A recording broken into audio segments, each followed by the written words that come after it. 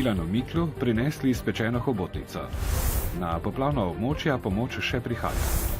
Otroci imajo božično-novoletne počitnice. Folkloristi obujajo koledovanje.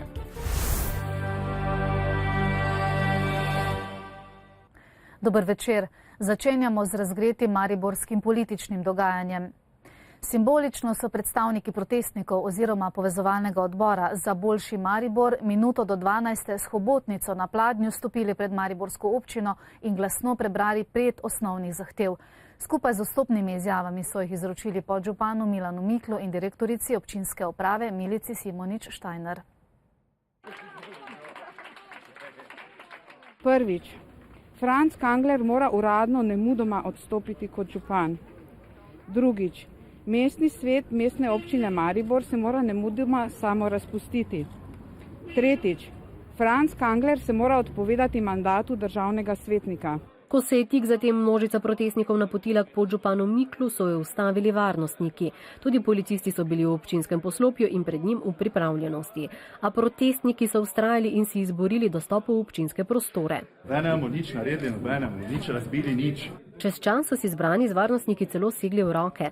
Prav zaradi vztrajanja protestnikov so smeli biti poleg tudi novinarji. Četrtič. Zahtevamo takojšnjo izključitev vseh radarjev do dokončne odločitve pristojnih organov o ničnosti pogodbe. In petič.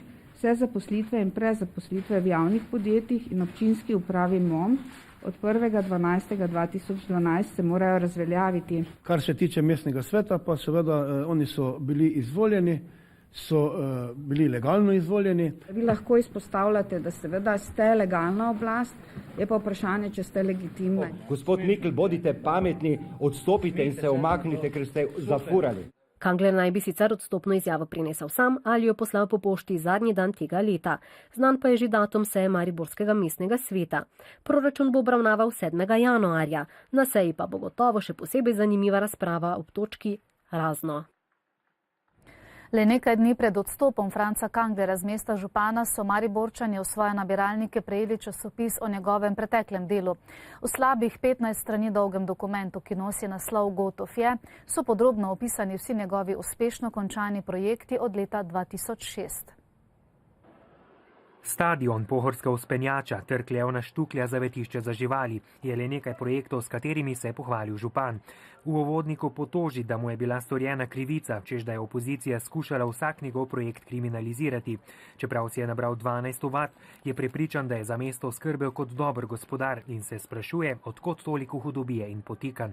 Gotov je, samo to lahko rečem. Res, kar je preveč, pa je preveč. Jaz mislim, da je on velik ležnivec in da mora čim prej, samo to. Malo smešno, ne? Zdaj, če je to božično, novoletno darilo župana občine Maribor, potem je to res smešno, pa vse skup gotovo, ne? Ogabno, ne vem, kako to, da ima gospod Kangler še obraz to nam v nabiralnike metati in vemo vsi, kako so nekateri služili s temi projekti in naj se ne hvali z nečim. Mislim, najbolj me je tudi zbodlo tisto, da je te uboge brezdomce povabo na večerjo, kaj dal iz svojega žepa ali kaj, mislim, lahko bi se hvalil s tem, ko pač toliko bal proda, pa toliko zasluži pri teh balah, da bi jih lahko za svoje stroške povabo. V časopisu zasledimo tudi njegove fotografije z Dalajlamo in pokojnim predsednikom Janezom Drnovškom. Omenja tudi radarje in prizna, projekt ni bil dovolj premišljeno izpeljan, zato sprejemam vso politično odgovornost. Publikacija je šla v 50 000 izvodih, tisk in distribucija sta stala skoraj 8 000 evrov. Dobenega evra ni šlo iz strani Bog ne daj, da bi šlo iz strani proračuna. To verjetno noben ne pričakuje, da bi takšne stvari na tak način počeli. Veliko ljudi seveda dejansko sploh ni bilo seznanjeno, da se toliko projektov naredilo, zaključilo. Niti eno od teh stvari ni tukaj namišljen, ki je v tem časopisu. Na zadnji strani pa župan v duhu božično-novoletnih praznikov kot darilo občanom ponudi svoj odstop. Poslovil se bo 31. decembra. Da je delo dobro, bo poskušal prepričati tudi na Facebooku. Skupina podpornikov z imenom Franc Kangler naj ponovno kandidira za župana Maribora je nastala v torek in je zbrala 1400 članov. V znak protesta so danes starši in podporniki mladih fantov, ki so bili priprti na 3. mariborski vstaji, pred tožilstvom prižigali sveče. 23 fantov ostaja v priporu do 3. januarja. Njihovi starši so prepričani, da gre za politično zlorabo nedolžnih otrok. Prebivalci občine Trzin so se odločili, da bodo pomagali ljudem, ki so jih prizadele novembrske poplave. Pohištvo, belo tehniko, oblačila in vse drugo, kar so zbrali, podarjajo 6 družinam v Dvorjanah. Gre za dobrodelno akcijo, ki v nasprotju z običajnimi poteka neposredno, od ljudi, ki pomoč zberejo, do ljudi, ki jim je ta namenjena. Poln kombi, pohištva, oblačil in igrač so Trzinci že 4. pripeljali na dvorišče družine Lešnik. Da bo Lešnikovim pomoč prišla zelo prav, so se prepričali kar sami. Po vaši televiziji smo videli, da je ta del zelo poplavljen in smo se ta prve obrnili na občino Duplek, kjer sem dobil gospo Jasmino Purič in sem jo prosil, da mi da podatke o poplavljencih, da bi kar direktno vozili. In je obljubila, da jo bo poslala, ampak zgleda, da je obilica dela pozabila, tako da mi pa nismo hoteli več čakati in sva s sinom kar sama šla pogledati. Ko je prišel, pa ko mi je rekel, da bi pač pomagal, sem bila zelo vesela. Ne? Zdaj, ko me pripelje bilo kaj, mi ful pomaga, no? Ker je pač nemogoče, da si greš pa kupiš novo pohištvo, novo vse, ker je žal s temi plačami ne. Pri Lešnikovih podarjeno pohištvo in druge stvari začasno pospravijo v garažo. Gospa Valerija obvesti sosede, ki so jih prav tako prizadele poplave, da pridejo po tisto, kar najbolj potrebujejo. Pokličem, imam to pa to, pridejo, pogledajo, jim brat odpelje, ker je pač sosedi so 3 ženske, ko same stanujejo, tako da si ne morejo pomagati, da jim še tudi odpelje. Pokličemo še drugega sosede, pridejo, pa si sami odpeljejo, tako da si razdelimo pač, ne. Kaj kjer je rabi. Trzin je ena najbogatejših občin, ljudje so zelo, Trzinci so zelo razumevajoči za te stvari. Mi imamo pač srečo, Trzinci, da nimamo poplav takih, kot tle. In jaz sem prepričan, če bi mi imeli poplave, bi pa te ljudi pomagali nam. Trzinci želijo pomagati še na drugih območjih, tako so že pisali v občino Gorišnica, ker pa tudi tam odziva župana še ni, bodo nadaljevali z neposredno dobrodelnostjo. Vse več dobro izobraženih mladih odhaja delati v tujino. Nekateri si tako želijo pridobiti delovne izkušnje, drugi bi radi dobili stalno zaposlitev. A ne malokrat se srečajo s težavo priznavanja poklicne kvalifikacije. A lot of highly qualified young people end up doing unpaid voluntary work to gain experience that isn't even recognized in the jobs market.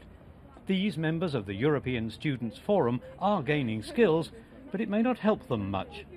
Even though I'm working here for 1 year, I'm kind of, let's say, in a high position and I'm having a lot of challenges, I'm learning a lot of things. If I'm going back home or anywhere, it's not going to be recognized. The man who chairs the European Parliament's Internal Market Committee says workplace experience is invaluable, but it's up to the students to ensure they have something to show for it. Even if people do voluntary jobs, they will have a track record. And I think it's up to them to work with their employers to say, well, we'd like a proper statement of what we've done for you. For many students, the transition into work, especially abroad, is difficult. Of some 800 regulated professions in the EU, only 7 have qualifications automatically recognised elsewhere. Their hard-won certificates can mean little in another country. This diploma I've got is very well seen in France, very well known, but then abroad it's not known at all. Mutual recognition of qualifications was an early aim of the single market, and it's been upgraded since. Now MEPs want to take it further with a European professional card recognised EU-wide. It's clear that there are far too many professions where there is too much restriction practiced, where there are legitimate cause for concern that well-qualified people from other countries can't access that profession. Meanwhile, for many, a traineeship can turn out to be a long period of unpaid work without a job at the end. Some people refer to young people nowadays as the lost generation. The most educated generation is the one who cannot find jobs. So, for example, countries like in mine, in Spain, we're losing all this potential. The people who have had an amazing education, have 2 masters, 2 degrees, in the end have to go to other countries, and all this potential is lost. Z Ministrstva za infrastrukturo in prostor so sporočili, da bodo sedanjo nižjo raven cen subvencioniranih mesečnih vozovnic za dijake in študente spremembo pravilnika dosegli ponovno s 1. februarjem 2013. Januarske vozovnice bo tako treba plačati po višji ceni. Poglejmo še drugo domače dogajanje. Zgodaj zjutraj je zagorelo na srednji lesarski šoli v Kočevju. Požar je uničil streho in vseh 11 učilnic. Po neuradnih informacijah naj ne bi šlo za požig, po prvih ocenah pa naj bi bilo škode za več milijonov evrov. Odbor za finance je danes obravnaval popravek oziroma knjigovodsko uskladitev dveh računov letošnjega proračuna, in sicer računa terjatev in računa financiranja. Gre za skupaj približno 340 milijonov evrov, od tega 320 milijonov posojila Novi Ljubljanski banki, zapadla poroštva SID banki, posojila jamstvenim skladom, peti obrok posojila Grčiji in za morebitno dokapitalizacijo Cimosa. Medtem ko je opozicija menila, da gre pri NLB-ju za posojilo brez kritja, ki bo povečalo primanjkljaj, pa minister meni, da letošnji primanjkljaj ne bo bistveno presegel 3% bruto domačega proizvoda, ker še ni prišlo do zamenjave obveznic v kapital banke. Zaradi gospodarskih razmer bo v letošnjem proračunu nastal dodaten primanjkljaj v višini 38 milijonov evrov. V zadevi Zbiljskega je danes zastara še zadnje očitano kaznivo dejanje, afera pa tako nikoli ne bo dobila pravnomočnega sodnega epiloga. Senat Ljubljanskega višjega sodišča je namreč razveljavil sodbo prvostopenjskega sodišča in zadevo poslal v ponovno odločanje, vendar pa je danes pretekel 10-letni zastaralni rok. RTV Slovenija v podporo projektu Botrstvo v Sloveniji skupaj z mestno občino Ljubljana na Kongresnem trgu v Ljubljani pripravlja dobrodelno prireditev Podprimo botrstvo. Namenjena je predvsem otrokom, zato so se na trgu predstavili otroški junaki televizije Slovenija. Slonček Bansi z otroško rokersko skupino Katalena ter Murat and Joes, za smeh je poskrbel Radio Gaga. Projekt je način pomoči otrokom in mladostnikom, ki so zaradi hude materialne, socialne, zdravstvene ali družinske stiske ogroženi, prikrajšani in socialno izločeni. Botri svojim varovancem pomagajo z redno mesečno donacijo 30 evrov, projekt pa je mogoče podpreti tudi z darovanjem v botrski sklad za pomoč otrokom. Osnovnošolci in srednješolci te dni uživajo na počitnicah. Mnogi so si poiskali zanimive dejavnosti, tako da proste dni preživljajo aktivno, brez televizije in računalnika. V Mariboru je še vedno marsikaj možno početi tudi brezplačno. Mestno drsališče se napolni že v zgodnjih dopoldanskih urah. Na njem lahko otroci, katerim starši ne morejo privoščiti smučanja ali drugih dragih počitnic, brezplačno delajo svoje prve korake na drsalkah ali pa se razgibajo na zraku. Kako je na drsališču? Fajn. Danes si prvi dan tukaj? Ne. Danes grem v dvorano Tabor tudi drsati. Na drsališču, predvsem dopoldan, popoldan malo, pa tak. Pa tu Maribor ima hribčke tele, kot je piramida, Kalvarija, mestni hrib, tako da mislim, da ni problem za starše, ki želijo z otroci ven. Da svoje počitnice preživljajo zelo zabavno, pa nam povedo tudi mali ustvarjalci na delavnicah Zveze prijateljev mladine.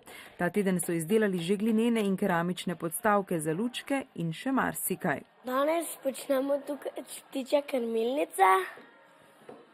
Ki jih boste odnesli domov? Ja, za ptičke. Nekateri so premajhni, onda jim moram malo več pomagati pri tem, ne. To meni ni težko, ne, zaradi tega tudi prihajajo, ne. Ko so krmilnice, ko so hišice, ko so pležuhi, delamo tudi te hodule, pa to zadeve, pridejo. Igramo se, ustvarjamo, ene lutke delamo. Dolg čas pa jim ni niti doma. Igram se, berem, pa dosti sem na računalniku. Najrajši rišem ali pa kaj delam v slikarju. Tako si eni želijo, da bi bile počitnice čim daljše. 3 tedne. Drugi pa? Malo krajše. Pogrešaš torej? Malo, ja. Sošolce ali šolo? Vse. V šoli ponavadi, če se ne naučiš, skoraj vse pozabiš. Še preden pa se bodo otroci vrnili k pouku, bo jutri ob 17. na trgu Leona Štuklja zanje gledališka predstava, nato pa se bodo lahko poslovili od dedka Mraza. Koledovanje je star poganski običaj, izvira že iz rimskega obdobja. Koledniki so okoli novega leta hodili po vaseh in s pesmijo želeli srečo, zdravje in dobro letino. To tradicijo po ulicah Maribora že 6. leto zapored obujajo člani akademske folklorne skupine Študent. Običaj koledovanja so prevzeli tudi kristjani in ga postavili v čas Božiča. Naznanjali so rojstvo Jezusa. Od 24. decembra do 6. januarja so po vaseh hodili božični in novoletni koledniki, tepeškarji in tudi koledniki preoblečeni v svete tri kralje.